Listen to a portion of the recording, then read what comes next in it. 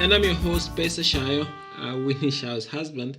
And this is the place where we believe that every marriage has a chance. Yes, every marriage has a chance to be awesome and also to be fulfilling.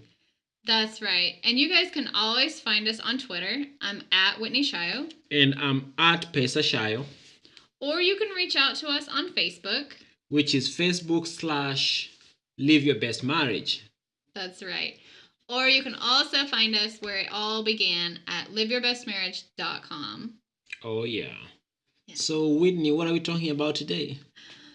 Today I wanted to talk about the fact that divorce rates are extremely high.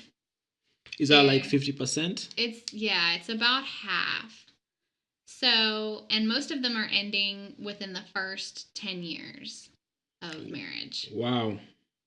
So, it's a lot. Yes, close to half are ending. Well, I did see a list that the government has with each state. Yes. And if you look at the numbers, you can definitely see very clearly that it is literally half of marriages are ending in divorce. And which is so sad, obviously. And with the reading that I've been doing lately, I've noticed that one of the biggest reasons for it is an unwillingness to forgive. Okay, so unwillingness to forgive what your spouse did, or right. So like holding a grudge? Yeah, holding a grudge. And so what I'm finding is a lot of couples don't have the ability to reconcile. Okay. It's just not happening. So again, which is just such a disappointing thing to see, because for those of us who have seen the beauty in marriage, we know that it is worth it. It is definitely worth it to stay together. And even for those of us who do feel that way, we have also experienced the downside. We've also experienced some of the hurt feelings and the resentment and all of those things that come in the package of marriage, being married. Right. It's all there. You'll have both good and bad. Oh yeah. So for sure. So it's not a bed of roses. I guess it's a bed of roses because it has some thorns too. Right. So I think that the more we're able to just take the bad along with the good, it's easier to kind of smoothen out this whole process we call life. So I think an unwillingness to forgive would certainly be preceded by an unwillingness to seek help. Okay. What do you mean? So, well, if they're having trouble reconciling on certain issues, then I think that they're probably less likely to either seek help or ask for help. Of like from a counselor or from a friend? Right. Or from their partner? Right. Or just any advice that could help them resolve some of these issues and get along better. So if you're not likely to seek help, you're not likely to forgive. No, I'm saying the opposite. So you're not likely to forgive if you don't seek help. What? No. Okay, what I mean is, if you gotta break it down for the rest of us here. No, it's not. I think I really am making it more confusing than it needs to be. What I mean is, if there's an unwillingness to forgive, then if for those of us who have that tendency in us, not to forgive, those who are in the habit of not forgiving, we are probably less likely to seek help to get these issues resolved. Because you feel like you are right? Absolutely. Absolutely. I think there's a feeling of that I'm always right. Okay. But the problem with not being able to forgive means that you also do not want to be held accountable for anything that you do or don't do. Okay. So that's a huge issue, because when we sign up to get married, when we enter this journey, we need to be able to recognize from the beginning that we are not perfect, and we're also marrying another person who's not perfect. Yes, because they picked from a pool of imperfect people. Right. And that's the same way we did. We picked from a pool of imperfect people because we are not perfect. No one is perfect. Yes. So the person you marry will at some point hurt you or disappoint you. Yes. It pretty much has to be there. But when we feel as though we're always right, and we dwell on the negative characteristics or just the problems that come as a result of being with our spouse, that just shows that we have a huge problem of not taking accountability or not taking responsibility for the things that we do wrong. Oh. We're totally oblivious to the fact that we also are not perfect. Perfect, yes. So the reason why that is a huge issue, I think, and the divorce rate is so high, because the whole concept of unconditional love means we love one another regardless. Yeah. So it's not performance based. Yes. We're not being evaluated based on the words we say or how we say it or our behavior, how we act, or just who we are as a person. So that whole concept of unconditional love has to be there. It has to be present at all times. Yeah, which can be really difficult sometimes. That does not mean that you won't get mad. And that does not mean it's wrong to get mad either. No. It doesn't mean it's if your spouse lets you down, there is nothing wrong with you being upset about it. It's not being able to get over that grievance. So how long can you hold on the grievance before you are supposed to get over that grievance? Mm-hmm. Well, that's a really good question, because I think there are some methods that we can use to try to make this a lot smoother. For example, if you have a date night regularly, yes, that's a really great chance for you guys to talk. And maybe you don't want to use your date night to talk about your grievances, but if you do have meetings, and I know this sounds really, really formal, but I guess you just have to do what you gotta do. Yeah. If a couple is able to have meetings with one another regularly, just a time that you set aside to talk about what's going on in the family. Yeah, in your household.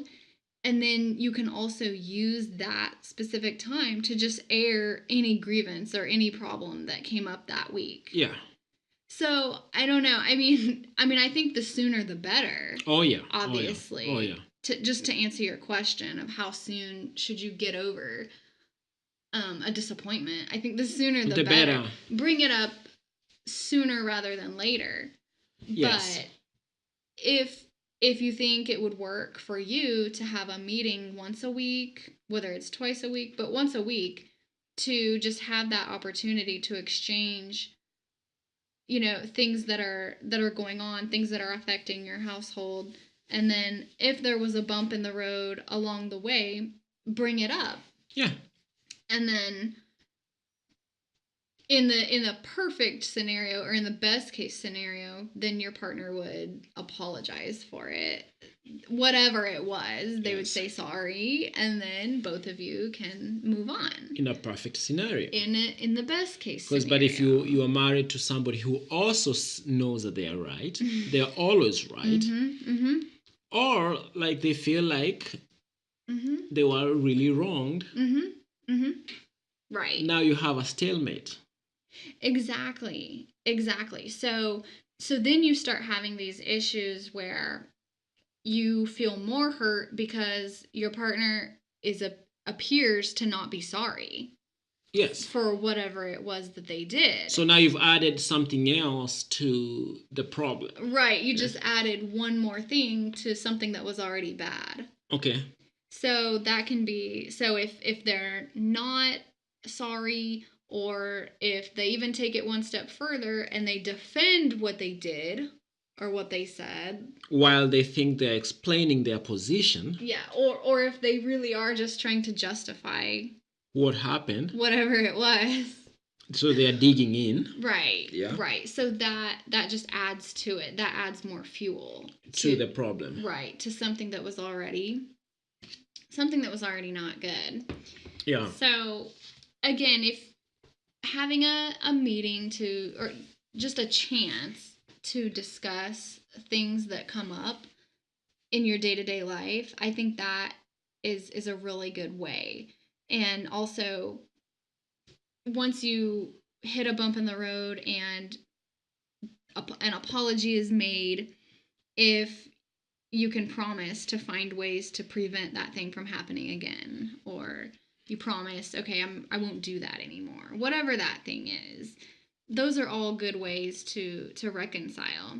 So now, just going back to what you had said, so you pretty much described a scenario where we have a stalemate where one person feels that they are right, the other person is also digging in, feeling that they are right. So now they are not coming closer. They're actually either staying on their positions or actually going further apart. Right. Now, and we also know that both of them in this situation won't be able to go out and find help.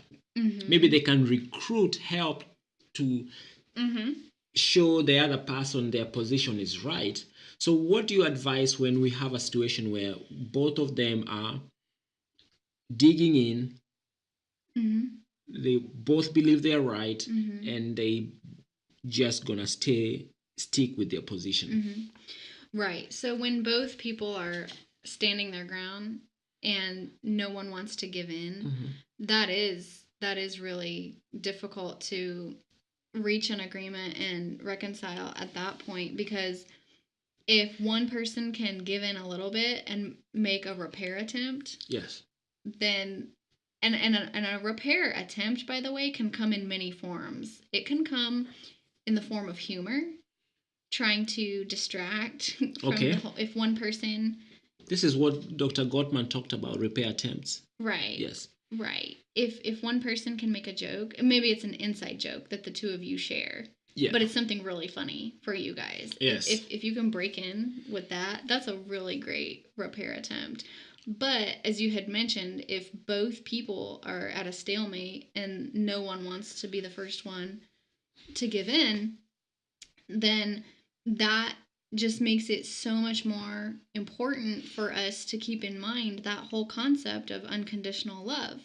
Because when we go back to that point, we realize that disappointment will happen. It has to happen. Hurt will happen. But you married this person for better or for worse. Yes. And so right now when this is happening, it feels like the worst. It's the worst part of it. Yes. But when we stop and look at the big picture and we just remember those things, that can make it a lot easier to heal and actually and to move on. Yeah. Oh yeah.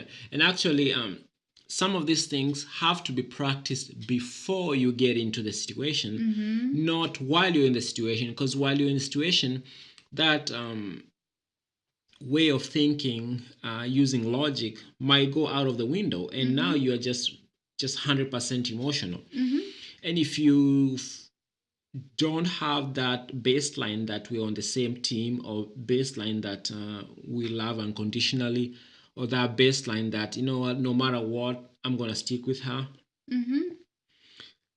it might be pretty crazy, right, before the emotions are dialed down, right, and we are back to seeing sense that, you know what, this is not worth it. Absolutely. Yeah. Absolutely. And I love that thing you just said where you're like, you know what, I'm going to stick with her, because that reminds me of the idea that if my partner is going through a difficult time, my partner is let's say they're upset right now, and I'm going to stick with them through this because I don't want to leave them behind. Yes. You really really really love that person, and yeah. you know they're having some problem, and apparently right now you are the problem. Whatever it is they're upset about is something you did, or something maybe you didn't even do it on purpose. Yeah. But something happened, but you know what? Until this thing passes, I'm gonna stick with them, and I won't leave them behind. And and there's a saying, in Swahili. This is a language in Africa, that they say. I'm gonna say this way, the saying here. So it says, kuchafuka kwa bahari sio mwisho wa safari. Basically, that loosely translates that the fact that the sea has a bunch of waves, so it's just because the sea is a rough sea, does not mean that's the end of the journey. So just because you in a marriage you have hit a rough spot, like rough seas, and like in the seas, like sometimes we can get like really really rough weather, but that does not stop the sailors from continuing with the journey. They have to do what they have to do, but the journey still continues. Right. Yes. And when the storm is done and everything is calm, they will continue with their journey. Yeah, that doesn't stop them from moving on. Right. And I'm so glad you mentioned that, because when the seas are rough, it feels like the journey needs to end. Yeah. It feels like, okay, I need to get away from this thing. Yes. I need to get away from these problems. And so with the divorce rates being so high, and just the urge to get a divorce being so common, I would like to just introduce the idea that we might, with all of this happening, we might be assuming that these problems won't happen with the next partner. Oh, yeah. We view our current partner as, they're doing this, they're doing that, so I need someone new. Yeah. I need to start fresh. Like on a clean slate. Right. Yes. But I think the only issue with that is there will never be a clean slate. There will never be a perfect person to work with. No, because we are all imperfect. And actually, the problem with this is if you haven't dealt with your issues, you are more likely to take them to the next marriage. Yes. So this is not to say that you can't remarry. That's not what we are saying. We are saying that if you haven't dealt with what caused the divorce, you are more likely to take it to the next marriage with you. Yeah. Yeah. And I can't speak for everybody, but I know for sure, for me, if I'm stuck in an unwillingness to forgive, I can be pretty certain that I'll take that with me to the next marriage. Yeah. I'll do the exact same thing. I'll still have those high demands on the other person, and I won't want to be held accountable for mistakes that I make. Yeah. And another huge issue with holding a grudge is it can really have a harmful effect on your physical health. Oh, it does? Yeah, I think we're all aware of the terrible things that stress can do. Yeah. Like, we know it's not good. It's not good. when we're stressed from work or just stress in general, we know that's not a fun thing to go through. But not being able to forgive really does the same thing. Yes, I heard that it actually not being able to forgive lowers your create creative brain waves. Right. So creativity goes down, your immune system Oh wow. goes down, becomes weaker. Just a lot of issues can come up. I mean, we know depression because it just takes so much energy From you. Yeah, it takes a lot of energy to be mad at someone, to actually stay mad at someone. It Oh. really does. It takes effort. I know they are finding this is not aligned with what we're talking about, but I'm they're saying that they're even finding scientific evidence to show that being grateful actually helps with your health. Yes. Yes. Yes, absolutely. Yes. Absolutely. So being able to focus on The good, yeah. the good things can actually be really helpful for you. For your physical health. Right. Yes. Right. And that also reminds me of something that we heard. Was it on NPR about the tailwinds and the headwinds? Oh no, I Or think it was was it on NPR? Freakonomics. Oh, okay. Yeah. Okay. It was on the Freakonomics podcast. Yeah. Oh, okay. Okay. So they were basically talking about the fact that we as humans put more focus on the headwinds or challenges that we face, Yes. things that are difficult, than we do for the things that actually help us. Yeah, Which they referred to as a tailwind. Tailwind, yeah. So we have a tendency to ignore or just pay less attention to things that help us move along and things that actually give us an advantage in life. Oh yeah. And we get really stuck on issues that make it hard for us. And they were even saying that there's a reason for that, because the things which are against us, we have to really notice them, because if we don't, they can actually harm us. So there's that feeling like I have to have my eyes open for that, and that's something that has been built in us, that we have to be looking out for things which are there to hurt us. But at the same time, the things which are there to help us, we kind of forget about, because they're just there. They can always be there. We don't have to think about them. They're just there to help us. So um, realizing that this is going on makes it that just being more conscious and more intentional to think about the things that are there to hold you back.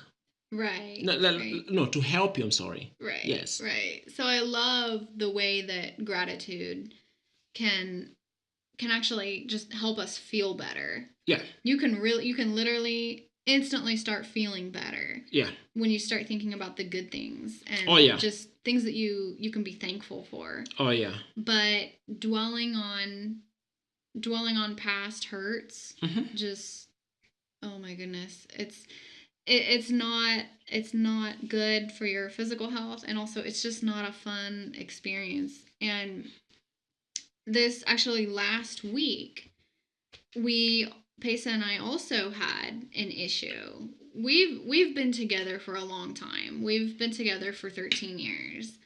And so an issue came up last week that really it was nothing, but it reminded me of something that we had gone through several years ago. So I was really upset and I was crying and everything. But fortunately for us, Pesa reminded me to look at the big picture. And he told me that phrase that he mentioned earlier about the seas getting rough. And he said, just because the water is getting rough and everything doesn't mean we need to abandon our journey. Doesn't mean we need to quit. Doesn't mean just because there's a problem doesn't mean it's the end of the world. Yeah. And so then that really helped me. Like, that helped bring me back to what was important. And so he helped me look at the big picture and see that we're here together for better or for worse. Yeah. And so just him saying that one statement just really helped me avoid a whole nother issue of holding a grudge and bringing up past things that I was bitter about before. Mm-hmm. And so and again, I mean, we've mentioned before that the longer you stay together, the more history you Oh, have. yeah. Oh, and so yeah. the more, which means probably the more baggage that you'll have. Oh, yeah. But also then again, a tailwind, the more wisdom you'll have too. Yes. So Yes. so his wisdom is what helped us. This was just a few days ago. Mm-hmm. So it's really great to also look at the advantages that you guys have, because I mean there's a lot Oh, yeah. to be honest. Oh, yeah. Yeah, there's a lot. And the fact that you've been together for a while, even if it's a year or even 6 months, there's something to be said for that. You are still in the game. You are still together. You are still, so far you have survived. And that's a big deal. Mm-hmm. Because a lot of folks will think, oh man, we've been just together just for a few months or for a few years, not like 20 years like some folks. Mm-hmm. Or you can say, oh, we are always fighting. Uh, that is just focusing on the headwind instead of saying, wow, we've been raising kids all this time, we've been able to survive, we've been together. Like, there's a lot of things that we always take for granted because they're just there. Like, you don't think about. But sometimes it's good to remind yourself those things because they help you just appreciate what you've done and help you like get some muscles to move forward. Yeah. Right, absolutely. Yeah.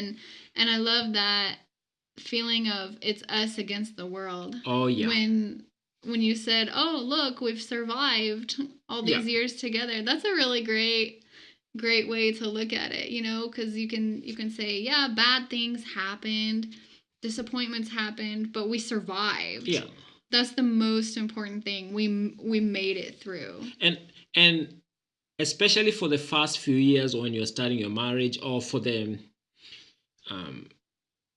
when things are crazy, you might not really follow all the great ways to stay together. But if you just have that, it's us against the world.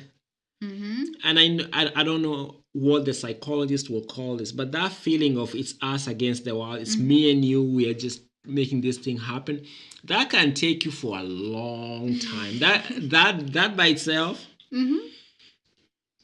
that can, especially when things are starting out, that by itself can take you for a long time and actually can really, really bond the couple. Right. Yes. Right. Especially when things are new. Absolutely. If they have that feeling like it's just me and you fighting against this world that's trying to whatever, and you can come up with whatever cause you want. But for you guys out there, if you haven't tried, we've tried that and it works all the time.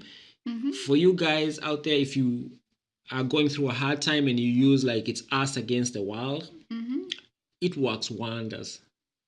Yes, it does. It does. It definitely does. And so everybody, just as a recap, make sure you can stop and look at the big picture. Yeah. And imagine when you're 90, you're 95. Would you rather look back on a life of peace and harmony with the one person that you love more than anyone else? Yeah. Or would you rather look back on a life of bitterness? Yeah. Just even the word bitterness, just things just sound, yeah. Doesn't sound right. Yeah. Doesn't sound good. Yes. No. So we just want to encourage everybody. Just it's you against the world. It's the two of you. It's the two of you against the world. Right. Yeah. Right. I mean, and try that. You see how, and you can always send us comments what you think about that technique. Maybe it has really worked for us. So yeah. Absolutely. So, folks, once again, you can find us on Twitter. I'm at Whitney Shayo. And I'm at Pesa Shayo. Absolutely. And we will be back again in a few days. Okay, God bless. And remember, every marriage has a chance